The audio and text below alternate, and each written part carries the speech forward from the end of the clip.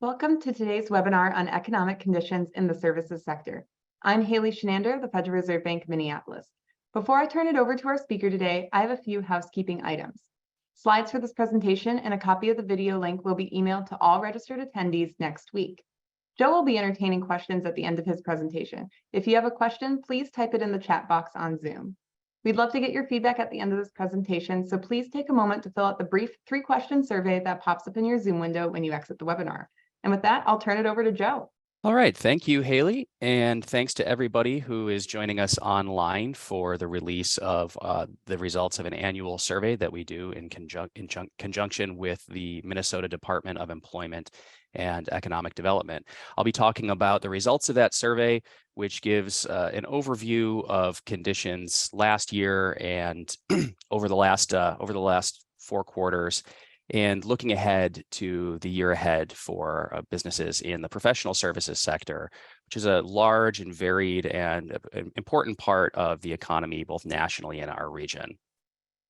Just a quick disclaimer before I go any further, just to mention that my views, if I express any, are my own and not necessarily those of the Minneapolis Fed or the Federal Reserve System writ large.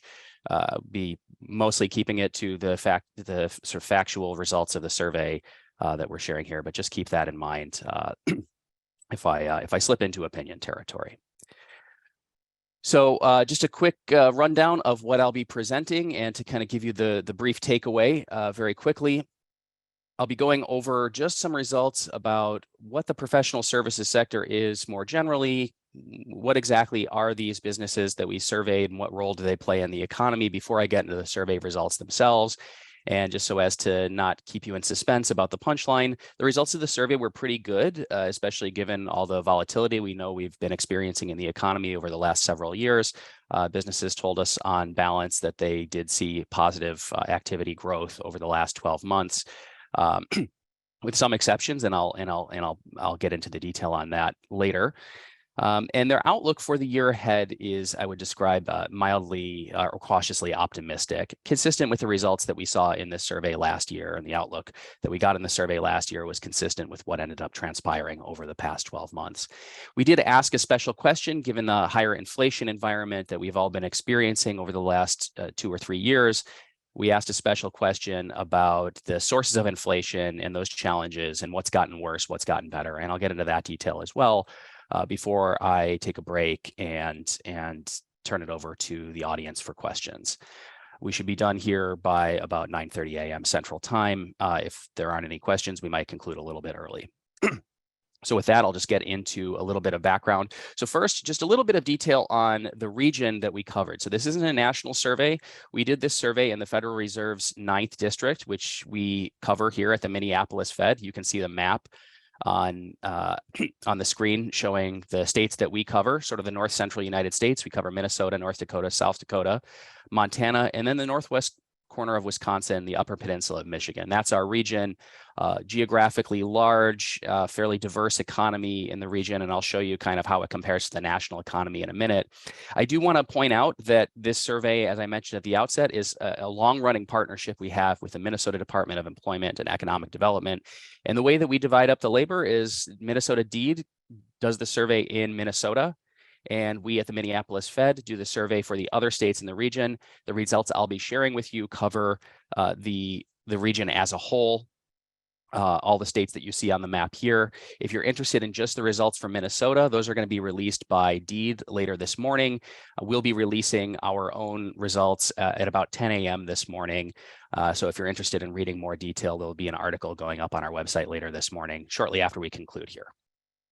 So a little bit of detail about the services sector. Who are the businesses that we surveyed? Services is sort of an amorphous term. A lot of times when people think of services, they think of things like food service or hair and beauty salons, things of that nature. Really, for our purposes, we're just focused on these 2 sort of subcategories of services here that I'm going to refer to as professional services. And you can kind of see a list of the 2 broad categories and some examples of some firms in there. So one of them being professional, scientific, and technical services. So this is really a large category that includes both research, but also accounting and legal services. design and engineering and things of that nature. And then administrative and support services. Those are going to be your sort of clerical and administrative, facilities support, and a bunch of other categories, employment services as well. And you can see again some of those consulting firms as well, some of those categories, some examples of businesses that fall into those categories. And just for reference, we did send a slightly larger share of the surveys out to businesses in that first category, professional, scientific, and technical services, as it represents a larger share of the overall sector.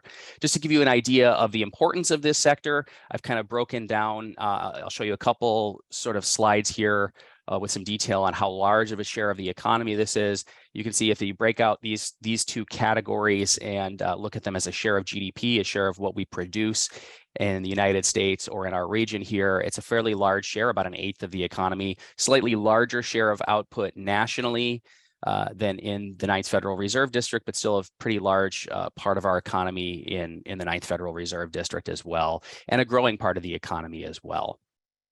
That's sort of an idea. It'll give you an idea of what these businesses represent in terms of the total economic output or the size of the economy. If you want to get in a sense for their representation in terms of employment or where people work, you can see that once again, it's a fairly large portion of the workforce that works in these businesses. Again, larger nationally than in the region, but the share of employment in the region is pretty similar to the share of output, right around 11-12% of the total employment in our 9th district states is represented in these sectors. So a fairly large and important part of the economy. And for a long time now, for nearly 20 years, we've been partnering with DEED on an annual basis to do a survey of these firms. A little bit more detail about the survey before I get into the results. This is what you might refer to as a scientific survey. It really represents the gold standard in economic survey methodology. That is, we take a large database of firms that are in these industries, and we sample them at random. The sample is stratified by state and by firm size so that we know we're getting a representative group in the district. Obviously, there are more of these firms, say, in Minnesota than there are in Montana or in the Upper Peninsula of Michigan. So we take a larger sample of these firms in Minnesota, and we try and get a good representation in terms of the size of firms. So really large firms all the way down to firms that employ only a couple of people. And again, pretty broad representation within this sector. And I described earlier the partnership that we have with Minnesota DEED, and I want to thank them again for being a long-running partner on this. And again, you can find their release on their website. A little bit more, just to give you a little bit more background on the firms that we survey. We ask a little bit of demographic information about representation of the firms that we survey. You can see that about 8% of the firms that we survey are minority owned. More than a quarter are woman owned. This is slightly down from last year, where we had closer to 1/3 that were woman owned. And then just under 10% were veteran owned.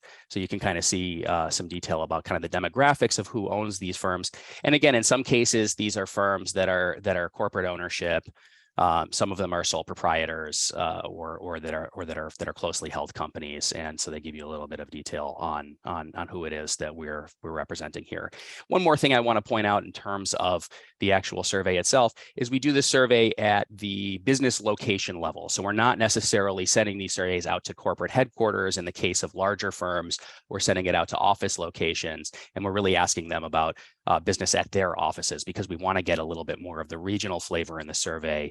And when you're talking about firms that are large or even multinational corporations, we kind of want to drill down and get a better sense of how things are doing in the region necessarily than how they're doing at a more macro level. So we really try to get good representation in the region and make sure we're really covering both Minnesota and the other states in the region to get a feel for how things are doing more close to home. There's a little bit of that's sort of the background about who we're surveying. Now to get into the actual results of the survey, you can see that I'll get into some of the detail about what's on this slide right here in a moment. But the overall message that I would take away from the results of the survey is that on balance, business was up. There are a couple things a couple indicators that are sort of flatter or down. But on balance, we saw growth over the last year, particularly if you look at sales. So what I'm showing you here is a breakdown of survey results in what we call a diffusion index. This is just a quick way of summarizing the questions that we ask on the survey and breaking it down into a sharp sort of delineation between whether that indicator increased or decreased over the last year. So for a little bit more detail, the way that we actually ask these questions on the survey is we pick a number of different indicators, and you can see the list on this chart here: sales, profits, et cetera. And we ask, over the last 12 months, did this increase, decrease, or was it unchanged at your company? And so, or at your location. And so this is a way of kind of summarizing those results. And again, I want to point out that most of these survey results we're going to be asking about are for the location level. We're not asking whether they saw profits in their community or in their industry increase, but specifically what happened to profits at your location. So these are really business level specific results. And again, the quick takeaway from this is that we saw an increase in sales or demand over the last year on balance. That increased. About 43% of respondents told us that their sales went up over the last year, compared with less than a third that told us that sales decreased. And we saw that productivity was up as well. Profits and employment were slightly down over the last year. So employment, I should stress that the breakdown is a little bit different. So you lose a little bit of detail when you summarize it in the way that I've summarized it here. The majority of respondents, nearly 2/3, in fact, told us that their employment was unchanged at their location over the last year, but a slightly larger share told us their employment went down than told us that they increased employment at their location. So I wouldn't read too much in terms of a sort of overall economy, because we know that the labor market has continued to be very strong in our region as well as nationally. But among the firms that we surveyed, on balance, more of them told us that they cut employment than increased employment. But again, the majority, more than 60%, told us that employment was just unchanged at their businesses. Profits also down slightly on balance. Labor availability, perhaps unsurprisingly, firms told us it was down over the past year. And then again, if you look further down and get into some of the inflation indicators, and I'll have more to say about inflation later, both selling prices and input costs increased quite a bit on balance. If you actually compare to the survey results from last year, the pace of increase was slightly less than it was last year. So you can go on our website and look at the survey results from last year, but these are still obviously very high. Space, maybe surprisingly, office space occupied by these businesses came in right at flat. But overall, message I would take away from this is that prices are still going up, particularly on the input cost side. And that most of the indicators for these businesses were steady over the last year. Just to kind of put it in a little bit more historical terms, you can kind of see the same information I just showed you with a diffusion index over a longer term historical period. This is the year-by-year results of the survey going back about 10 years. And you can see that just compared to last year's survey, the sales or demand is down slightly, but it's still in positive territory. And employment was slightly positive last year, slightly negative this year. And so that, just to kind of give you a little bit more historical context, this is, we would sort of classify the results from this year as more or less normal, if slightly more moderate than we see in a normal year. So down from last year, but still positive overall, at least in terms of sales, employment more flat. Getting into the outlook side. So again, we asked these businesses, how did your business do over the last year? And then we also asked them about their outlook for the year ahead. And again, I want to point out this survey was conducted in May and June. So we're not asking them about calendar years. We're asking them about the last 12 months, the 12 months ahead, or the last 4 quarters and the 4 quarters ahead, to kind of get a sort of a year outlook. So this is kind of going through the sort of mid-2024 outlook. And on this chart, I'm actually comparing not the results of their businesses from last year, but the outlook from a year ago. So I think it's kind of interesting to look at. In the gold bars, you can see in diffusion index terms, their outlook for these business indicators I ran down previously over the year ahead, and what their outlook was a year ago. So if you look at this sort of lighter teal colored bars on this graph, you'll see that their outlook a year ago was overall positive. pretty consistent with what ended up transpiring on the results of the survey this year. So they were expecting growth over the last year. They did end up experiencing growth, although maybe slightly more moderate than the results, the outlook from a year ago indicated. And the outlook for the year ahead is a little bit down compared to where it was last year, but it's still optimistic on balance. So they're expecting increased sales, they're expecting growth in productivity. And I want to point out the employment outlook is positive for the next year. So even though on balance, they told us they decreased employment over the last year, they're expecting increased employment at their firms in the year ahead. Labor availability, they expect to get slightly better, but it's still going to be, they still expect it to be pretty poor. Again, perhaps not surprisingly, given what we know about the current state of the labor market and difficulty hiring generally in our region. And you can see that the outlook for both their prices they charge for the services that they provide and their input costs is increased or expansionary over the coming year, but it's a little bit less inflationary than it was a year ago. So just to kind of put that in terms, everything's a little bit more moderate for the year ahead in terms of the outlook. And again, I want to point out, if you're interested in more detail on the survey results, you'll be able to find these on our website, minneapolisfed.org, later this morning. Just to kind of put those expectations in a longer term. So I kind of compared the last two, the current expectations to expectations from a year ago. You can see how these are down slightly over a longer term period. Pretty, again, I would say I would say more or less normal, not quite as robust as they were in the late part of the 2010s. But still positive on balance, but down slightly from a year ago, just to put it in historical terms. So positive expectations for sales and employment, but down slightly from a year ago. So those were all the results for their firms themselves. We asked them about what they expect to happen at their own businesses. We also asked them about their expectations for their economies overall, specifically their state economic outlooks. We asked them, do you expect to increase employment at your business? But we also asked them, do you expect employment to grow in your community over the coming year? So to get kind of a sense of their broader macroeconomic expectations, we asked about their overall economic outlook. Again, this would fall into the category of being positive, mildly optimistic for the coming year. So again, I'm breaking this down where you can compare the outlook from our most recent survey that we're just releasing today to the outlook from the survey that we released a year ago. And you can see actually slight improvement in the outlook compared to the outlook a year ago. So the inflationary outlook is still obviously up, but down from last year. And it's slightly higher or more positive sentiment regarding employment and mergers and acquisitions. Overall consumer spending and corporate profits, they expect to be in contractionary territory over the next year. But for employment and inflation, those are both trending in the right direction as far as these businesses are concerned over the coming year, but broadly similar to last year. So that's kind of an overall overview of the survey results themselves. We also asked about wage growth on the survey. There's some detail on that. You can read more detail on that on our website. Overall, unsurprisingly, wages increased over the last year, but at a lower rate than they increased on the survey a year ago. And that kind of is a good segue into the sort of special question, the last question we asked about inflationary challenges over the coming year.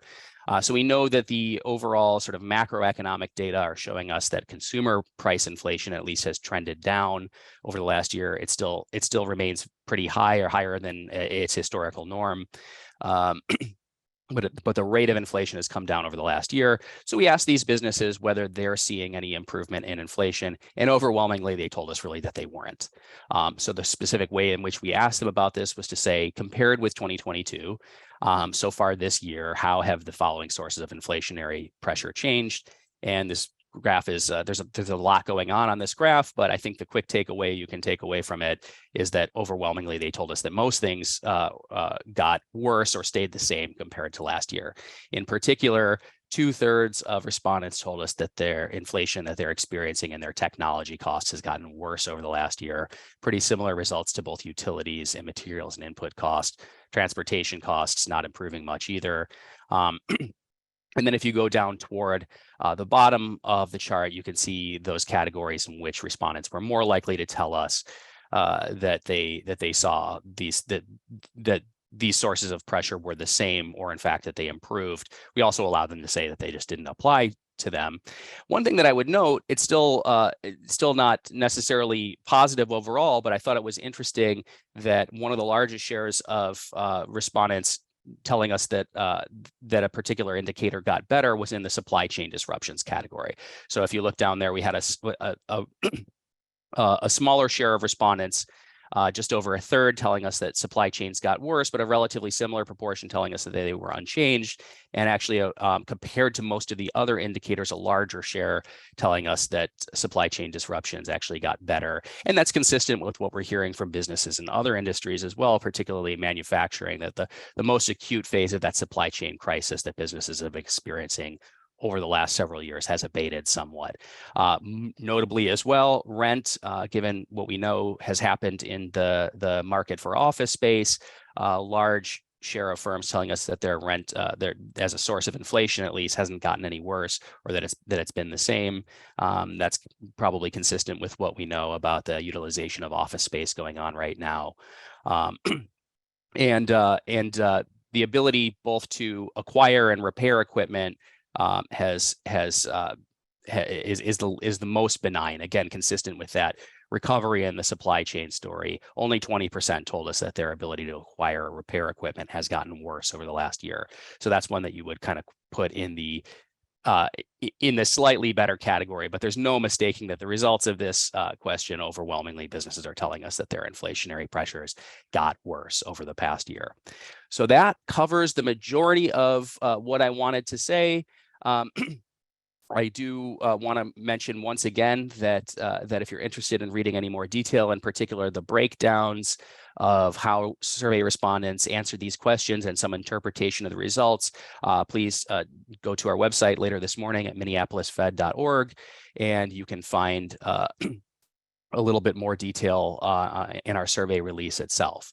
And with that, I am going to entertain questions if there are any. Yeah, just a reminder, if you have questions, please type them in the Zoom chat box.